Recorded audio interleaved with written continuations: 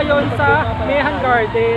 Ang Mehan Garden ay tinatagpo noong 1858 noong panahon ng Kastila. At noong 1913, ipinangalan po ang Mehan Garden kay John Mehan. Matatagpuan po ang Mehan Garden sa Manila. Malapit po ito sa Bonifacio Park Monument.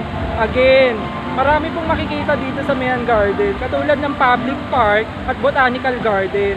Again, kung gusto niyo pong makita itong Mehan Garden, magpunta lang po kayo dito. Malapit po ito sa Bonifacio Park Monument. Okay. I'll be back soon. Bye! Ito ang mga tinda-tinda rito.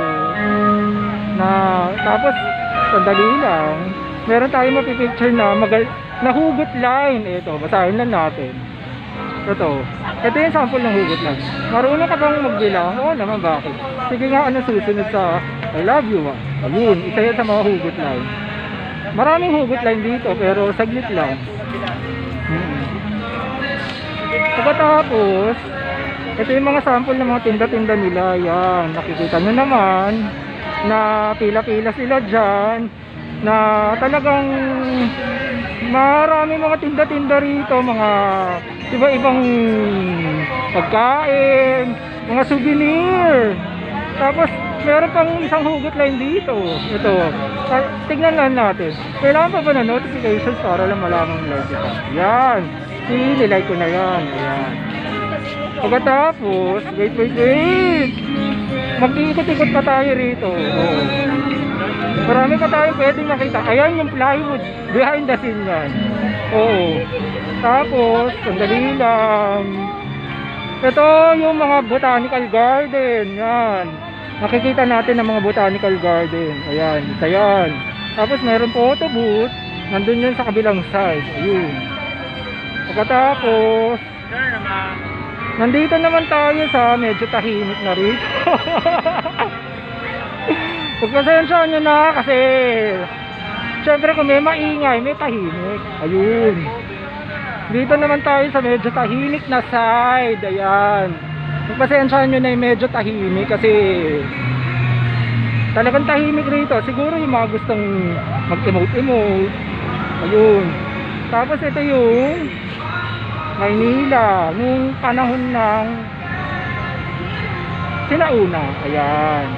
Kaya black and white pa yan. Tapos ito yung pinaka-paborito kong hugot line. Ito, basahin lang natin. Ito, hindi na ako gagamit pa ng Google dahil nung nakilala kita, the search is Google. Yan, yung hugot line na yan brought you by Maynila. Ayan, Maynila. Tapos ang background music dito ay This I Promise You ng NSYNC. Matagal na yung kantang yan, pero marami pa rin nakakaalala siya. Tapos ito, panahon to ng gera. Ayan, nandyan yan siguro sa Mehan Garden para maalala natin ang nakaraan. Siyempre kung merong kasalukuyan, meron nakaraan. Ayan. Tapos ito, wait, meron pa tayong mga dedication na nakalagay. Ayan. Yan, napakaraming dedication dyan. Tapos meron pang nag-shout out. Ito ang isa sa nag-shout out. Yorme, thank you po, Happy New Year. Aba, talagang bumati talaga. Tapos ito pa yung isa pa. Tignan natin. Maraming salamat, Mayor Isko, sa pagbibigay ng pagkakataon na buhayin ng Pasko ngayong year 2020. Yan, marami pang shout out dyan. Ayun. Tapos ito yung litrato ni Yorme. Ayan. Hindi, ito nasa taas. Ayan, Yorme yan. We are one. Tapos dito rin tayo, maraming murals dito. Ang mga murals dito, sandali. Bilisan na natin para makita na natin. Ayan, si Rizal, si Bonifacio at ang building ng City Hall. Ayan. Nandito yan sa Mehan Garden. Ayan. Pagkatapos, tignan natin, meron tayong nakitang mural na tungkol to sa isang community. Ito yung mural ng community. Ayan. Kitang-kita nyo naman na itong community na to, talagang meron silang pagkakaisa. Ayan. Sana lahat ng community ay may pagkakaisa para munlad ang bayan. Ayan.